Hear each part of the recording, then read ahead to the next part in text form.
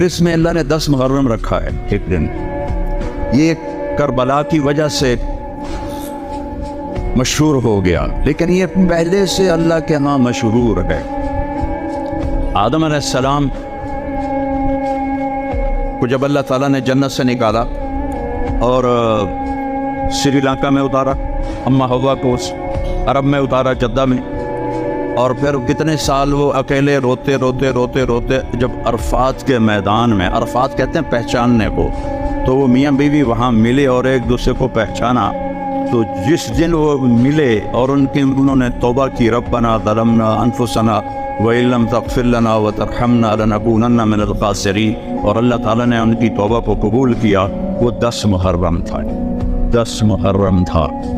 اس کے بعد نوح علیہ السلام کی کشتی، طوفان آیا اور اللہ تعالیٰ نے کہا کہ فَاسْلُكْ مِنْهَا زَوْجَيْنِ اثْنَيْنِ، دو ایک ایک جوڑا ساری مخلوق کا رکھ لے جو یہاں موجود ہے. تو ایک تصویر جمل میں نے پڑھا تھا کہ سب سے پہلے نوح علیہ السلام نے چونٹی کو اٹھا کے رکھا، چونٹی کو، اور سب سے آخر میں کھوتے کی باری آئی. تو نوح علیہ السلام نے کہا ادخل، آجا.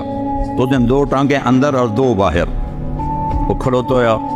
نوح علیہ السلام نے دوبارہ کہا ادخل، اندر کیوں نہیں، آجا. پھر کھڑوتویا.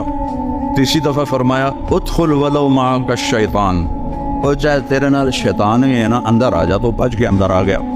تو نوح علیہ السلام نے پوچھو ایک ہی کہا جی شیطان میری ڈنگا نب تے کھڑوتویا ای بچھو، جب تسی آکھیا شیطان بھی آ جاوے تا تو آ جا، تو وہ بھی اندر آ گیا. کہ اس دن شیطان کو بھی نجات نہیں ملنی تھی سوائے کشتی کے. تو کہا جی آپ نے کہا آجا، چاہے تیرے ساتھ شیطان ہوتا ہو، نامراد آیا بیٹھا.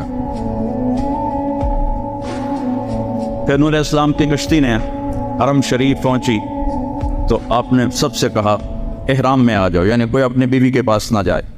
اور اس کشتی نے طواف کیا، 7 چکر کاٹے، جیسے ہم سب طواف کرتے ہیں، 7 چکر کاٹے. اور نوح علیہ السلام کے روکنے کے باوجود ان کا جو بیٹا تھا حام، وہ اپنی بیوی سے مل گیا. تو وہ تو جگہ تو مختصر تھی، تو نوح علیہ السلام کو پتہ چل گیا. تو ان کو بڑا غصہ آیا. انہوں نے فرمایا کہ تیری یہ جو اولاد پیدا ہوگی نا، وہ ساری زندگی غلام رہے گی. تو اس عمل سے پہلا حبشی بچہ پیدا ہوا. اس سے پہلے کوئی کالا نہیں تھا، کوئی حبشی نہیں تھا، کوئی وہ مڑے ہوئے وال تھے، پھٹے پھٹے ناک تھے، عجیب جے چہرے. میں سارا افریقہ پھرا ہوں تقریباً. تو وہ پہلا بچہ پیدا ہوا، اس سے ساری افریقہ کی نسل چلی. ہم یہ سارے حام کی اولاد ہیں، ہم سام کی اولاد ہیں، اور یہ جو جتنے گورے ہیں یہ یافس کی اولاد ہیں.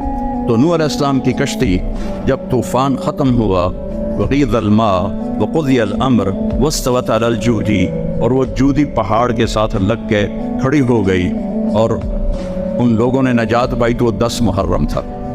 پھر ابراہیم علیہ السلام کو جب آگ میں جلایا گیا اور اللہ نے بچا کے دکھایا، تو آگ بجھی اور وہ اس سے نکلے، تو وہ 10 محرم تھا. پھر موسیٰ علیہ السلام نے جو سمندر پار کیا اور فرعون اس میں ڈوبا اور بنو اسرائیل کامیاب ہو کے پار نکل گئے، وہ 10 محرم تھا. جب آپ مدینہ تشریف لائے تو آپ نے دیکھا کہ یہودی 10 محرم کا روزہ رکھتے. آپ نے فرمایا تم یہ روزہ کیوں رکھتے ہو؟ کہنے لگے اس دن اللہ نے ہماری قوم کو فرعون سے نجات دی تھی. تو آپ نے فرمایا ہمارا حق موسیٰ پہ تم سے زیادہ ہے. آپ نے صحابہ سے فرمایا تم بھی روزہ رکھو، لیکن یہود کی مخالفت کرو، تم 2 روزے رکھو، 9 یا 10 یا 10 یا 11. لیکن اب ایک روزہ ہی کافی ہے، کیونکہ مشابت نہیں ہے. اس وقت مشابت تھی کہ 3 طرف سے یہودیوں کی آبادیاں تھیں مدینے میں، بنو قریظہ، بنو قینقاع، بنو نضیر. تو وہاں تو آپس میں میل جول تھا. تو ان کے لیے آپ نے کہا کہ تسی 2 روزے رکھو. اب یہودی تو ہے نہیں، تو اب ایک روزہ ہی اصل ہے.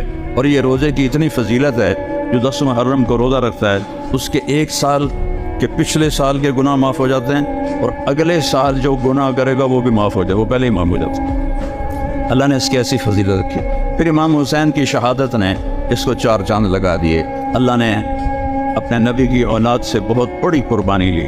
اس سے میرے نبی کا فرمان ہے جب تم پہ صدمے آئیں تو میرے صدمے یاد کرنا، تو تمہیں اپنے صدمے چھوٹے لگیں گے.